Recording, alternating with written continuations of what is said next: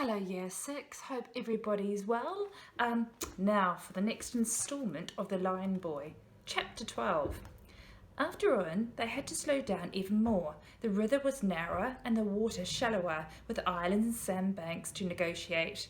From time to time, the Circe had to cross from one side of the river to the other to find the deep channel. Crossing was quite difficult because all the other boats around had to know what the big ship was going to do. So the sailor guys would hang a large blue board out to starboard with a flashing white light at its centre to warn them. When boats were planning to overtake, they had to communicate with each other too. Charlie hung over the deck railings next to the figurehead, trying to work out if there was a pattern in all the hooting and tooting. But just when he thought he was getting it, Macumbo would call him to do another job, or a sailor would tell him to get out of the way. Charlie had never been to France before, and between fretting, planning, stealing conversations with the lions and all the extra jobs involved as Paris and the show grew closer, he had time to admire it. A pale path followed much of the bank of the river, for horses to tow barges, with every now and then an emergency recharging point for electro barges who hadn't charged up properly overnight at the electric berths.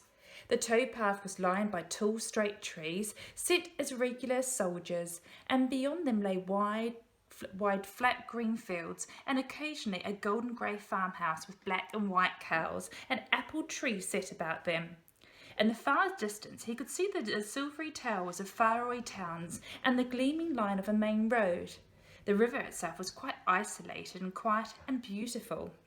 From time to time he could sit and enjoy the calm movement of the ship after the buttery sea passage and the speed of the race to ruin, and feel the warmth of the sun on his cheek.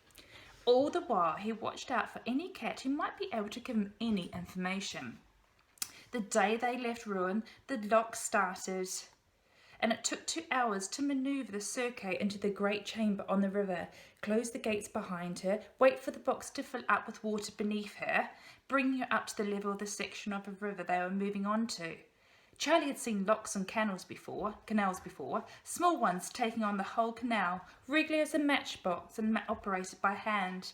This was something else. For a start, it only occupied a small amount of the river, which was busy erupting in rapids and little waterfalls and rocks all around. It was as if a section of canal had been built in the middle of the river, and when the Circe came out the other end of it, she was higher up, beyond the rapids and waterfalls and locks, and sailing along smoothly again, leaving all perils behind. "You'd never get a big boat up here without all this," he observed. "Ah," said Julius, "but the same was never as bad as the quick." "The what?" asked Charlie dutifully. He liked Julius explaining things. He was amazed that such a young boy knew so many things. Sometimes Julius gave him a look which seemed to say, "I hope I'm not boring you." Julius knew that not everybody was interested, and made him shy sometimes, but not with Charlie. "On the aqua," began Julius. "Sorry, what is the aqua?"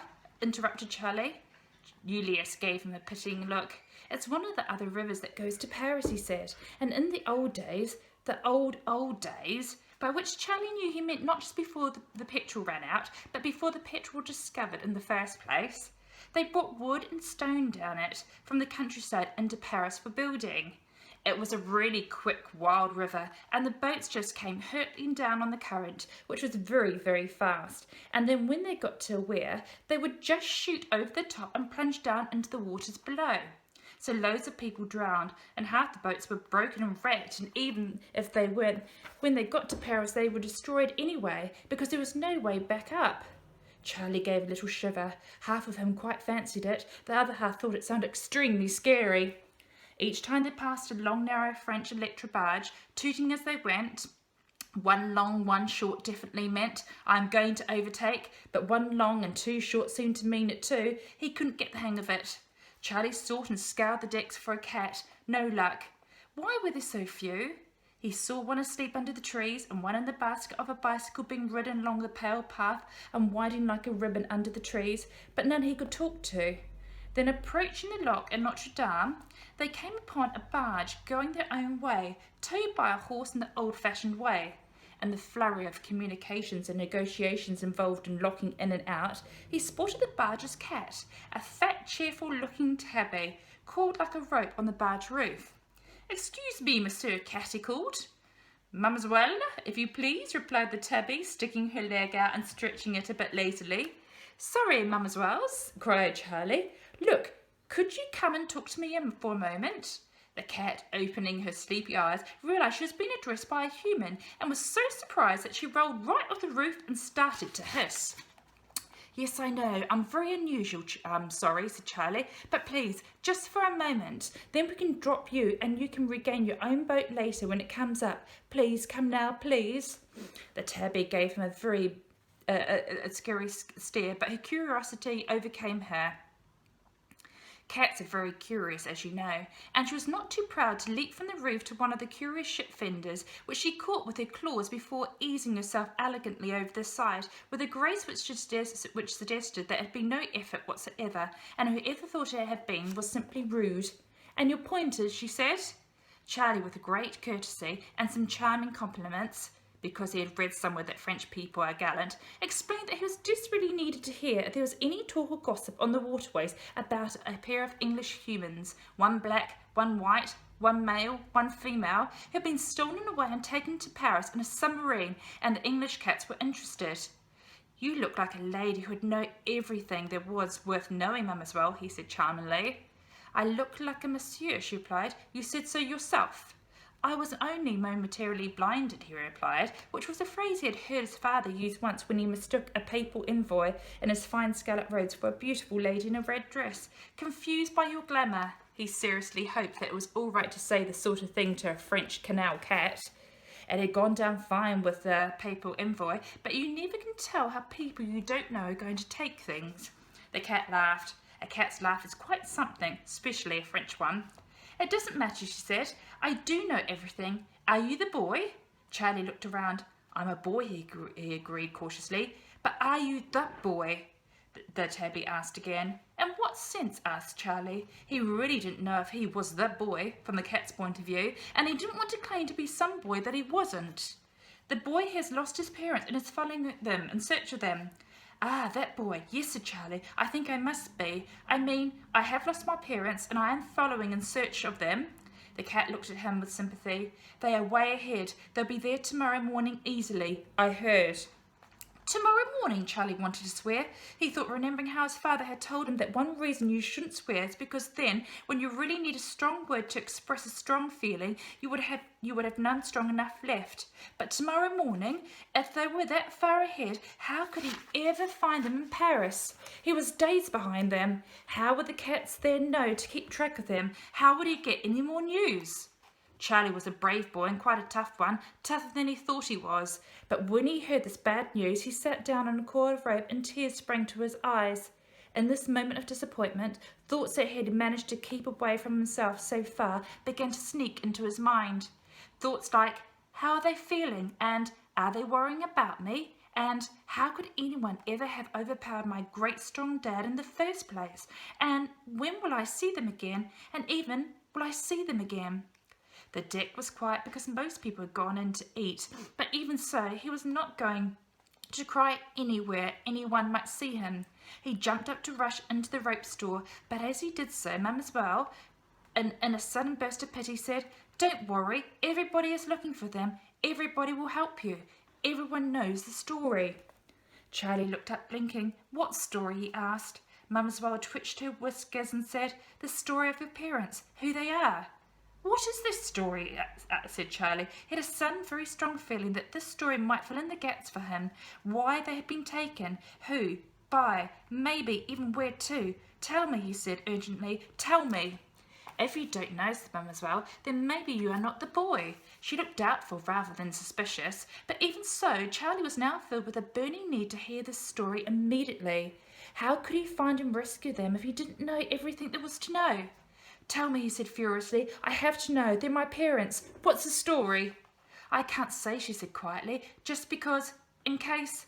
But if you are, don't be afraid." Before Charlie could stop her, she leapt swiftly from the deck of the circus ship into the water. "Come back!" shouted Charlie, not caring now who saw him yelling in cat from the deck. "Come back! Cats don't swim! Come back!" But she didn't. Charlie stared furiously after her, and then furiously kicked a pile of coiled ropes, knocking them over and earning himself an earful from the sailor who had just coiled them up.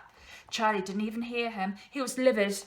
"If you are you, don't be afraid." Well, of course he was him, and of course he was afraid. He had just been told his parents would be in Paris long before him, and he'd probably lose them, and there was some great mystery going on about his mum and dad, which he apparently was the only person not to know, and now some blooming cat was suggesting that he wasn't even himself. "Rats," he shouted, which gave the cross sailor a shock and sent him scurrying off, saying, Where? I'll get my gun. I must tell the cook."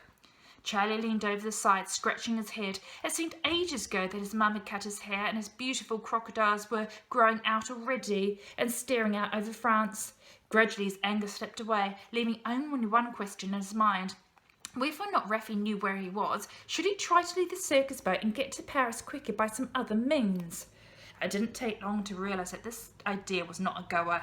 For a start, what other means? Unless he was intending to ride a tall silvery tree into Paris, he'd be walking, because the floating circus was the fastest craft on the river, and there was nobody using the path at all, let alone anybody in a nice quick petrol car.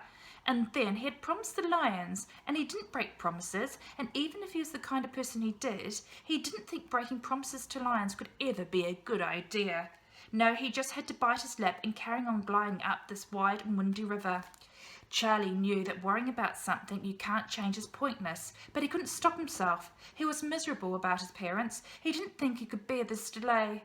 All the next few days, as he fetched and carried, swept and yanked, tipped and outdrugged water and filled up with clean, he pondered the two questions, lion escape and paternal mystery. Lion escape was easier to think about because it had some answers and it didn't make him want to cry.